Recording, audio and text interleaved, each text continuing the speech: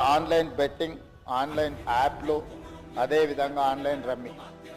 ఈరోజు నిన్న మీరు టీవీలలో పేపర్లలో పోలీసులు కేసులు నమోదు చేసి వాటికి ప్రచారం కల్పించిన వాళ్ళను పిలిచి పోలీస్ స్టేషన్లలో విచారించడం జరిగింది. వాటికి ప్రచారం కల్పించే వాళ్ళను పోలీస్ స్టేషన్లో పిలిచి వాళ్ళని విచారించడం ద్వారా ఈ సమస్యకు పరిష్కారము శాశ్వతంగా దొరకదు.